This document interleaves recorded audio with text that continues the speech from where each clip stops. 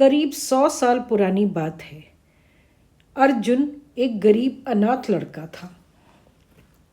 आजीविका के लिए ना कोई साधन था, ना ही कोई काम।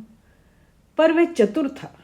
बचपन में पिता को देखकर वह कई बातें सीख गया था। एक दिन उसके दिमाग में एक अद्भुत विचार आया। वह शहर गया। वहाँ एक सस्ती सी दुकान किराए पे ली। थोड़े से पैसे खर्च करके कलम, स्याही, कागज़ वगैरह खरीदे और दुकान पर तख्ती टांग दी, अकल की दुकान। वह दुकान एक ऐसे रास्ते पर थी जो सेठों की बड़ी बड़ी दुकानों की तरफ जाता था। वहाँ पर कपड़े, गहने, फल, सब्जियाँ आदि का कारोबार भी होता था।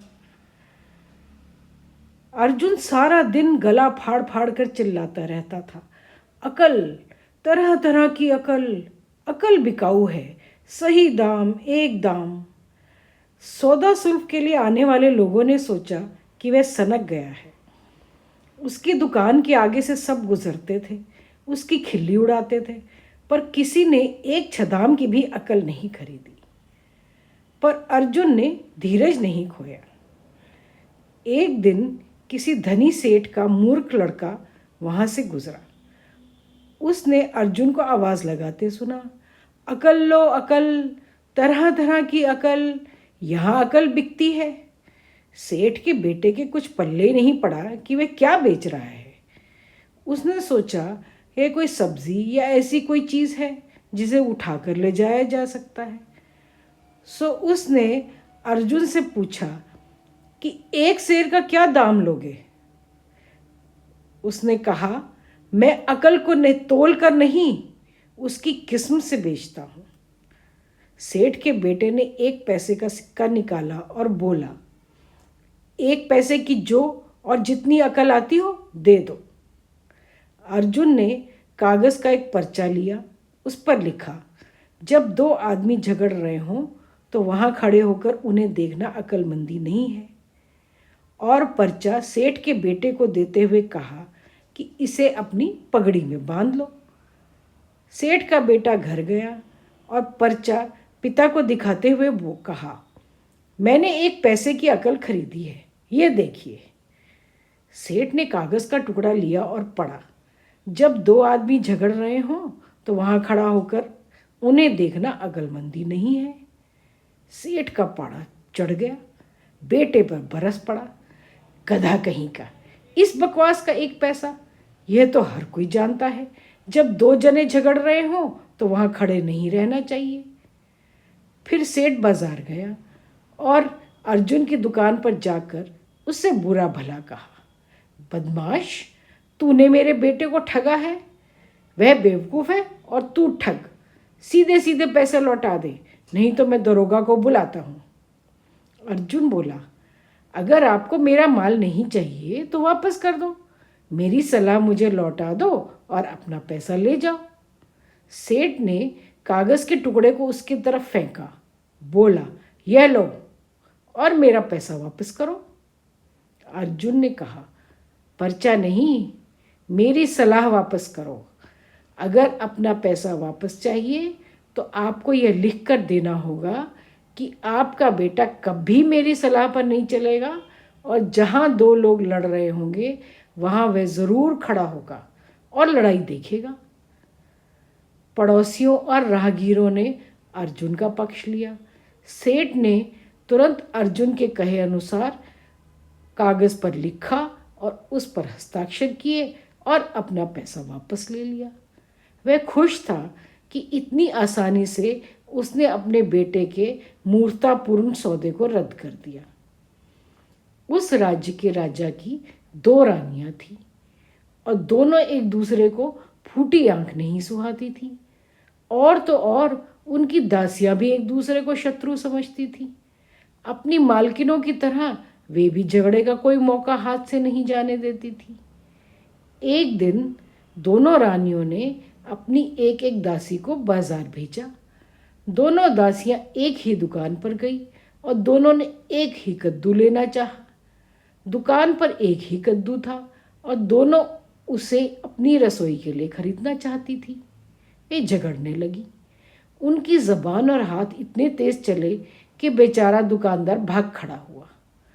उधर से गुजरते हुए सेठ के लड़के ने उन्हें झगड़ते देखा तो अपने पिता और अर्जुन का करार याद आ गया और वह उनका झगड़ा देखने के लिए रुक गया। गुत्थम गुत्था दासियों ने एक दूसरे के बाल नोचे, दनादन लात घूंसे बरसाने लगी। एक दासी ने सेठ के बेटे को देखकर कहा, तुम गवाह हो, इसने मुझे मारा।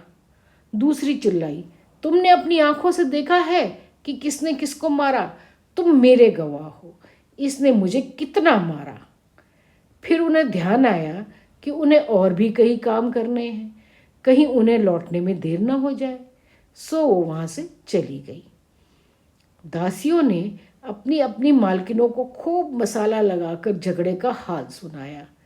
रानियों का मन सुलग उठा। उन्होंने राजा से शिकायत की। दोनों रानियों ने अलग अलग सेठ के बेटे को बुलवाया और यह कहा कि राजा के सामने उसे उसकी ही दासी का पक्ष लेना होगा, नहीं तो वह उसका सर कलम करवा देगी। सेठ के बेटे के तो होश ही उड़ गए। सेठ को पता चला तो उसके देवता कूच कर गए। आखिर बेटे ने कहा, चलो अर्जुन के पास ही जाकर पूछते हैं, वह अकल बेचता है, देखे वह क्या सलाह देता है। सो सेठ और उसका लड़का अर्जुन के पास पहुंच गए। अर्जुन ने कहा, मैं सेठ को बचा तो सकता हूं, पर इसका शुल्क 500 रुपये होगा। सेठ ने 500 रुपये भी दे दिए। अर्जुन ने कहा, जब वे तुम्हें बुलाए तो तुम पागल होने का स्वांग करना, ऐसा दिखावा करना जैसे उनकी कोई भी बात तुम्हारी समझ में नहीं आ रही। अगले दिन राजा ने गवाह को तलब किया। राजा और मंत्री ने उससे कई सवाल पूछे, पर उसने एक का भी जवाब नहीं दिया। उसकी बड़बड़ाहट और आए बाएं शाएं का एक भी शब्द राजा के पल्ले नहीं पड़ा। झुंझलाकर राजा ने उसे कचहरी से बाहर निकलवा दिया। इससे सेठ का बेटा इतना खुश हुआ कि उसे जो भी मिलता उससे वह अर्जुन की बुद्धिमानी का बखान करता। शहर में अर्जुन के कई किस्से प्रचलित हो गए, पर सेठ प्रसन्न नहीं था। उसे लगा कि उसके बेटे को हमेशा पागल का स्वांग करना पड़ेगा, नहीं तो राजा को पता चल जाएगा कि उसके साथ छल किया गया है।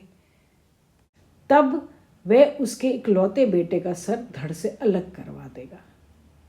सो वो फिर से अर्जुन के पास सलाह लेने गए। अर्जुन ने फिर 500 रुपये शुल्क लिया और कहा, जब महाराज का मन अच्छा हो तो उन्हें सच्ची बात बता दो, इससे उनका मन बहलाव होगा और वे तुम्हें माफ़ कर देंगे, पर यह ध्यान रखना कि उस समय उनका मन प्रसन्न हो। सेठ के बेटे ने वैसा ही किया। सारी बात सुनकर राजा खूब हंसा और उसे क्षमा कर दिया। यह किस्सा सुनकर राजा अर्जुन के बारे में और जानने को उत्सुक हो गया।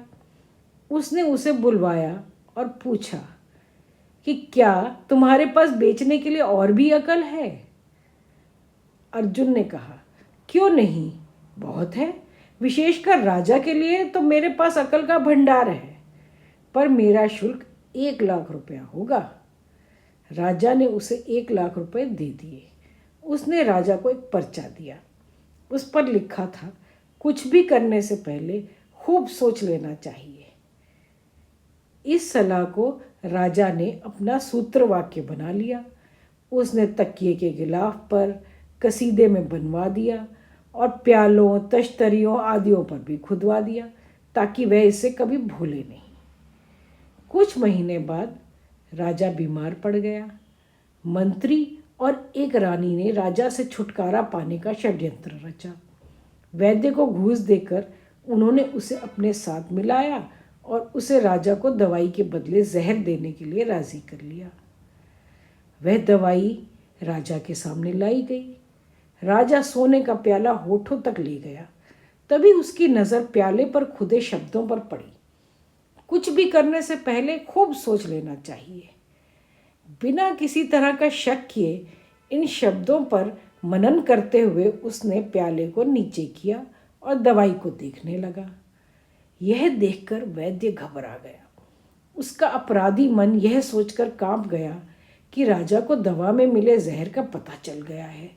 वह राजा के पांव में गिर पड़ा और क्षमा की याचना करने लगा। राजा तो स्तब्ध ही रह गया, पर शीघ्र ही संभल गया और पहरेदारों को बुलवाकर वैद्य को कारागार में डलवा दिया। पर उसने मंत्री और कपटी रानी को बुलवाया और उन्हें प्याले के जहर को पीने के लिए कहा। दोनों ने राजा के पांव पकड़कर दया की भीख मांगी।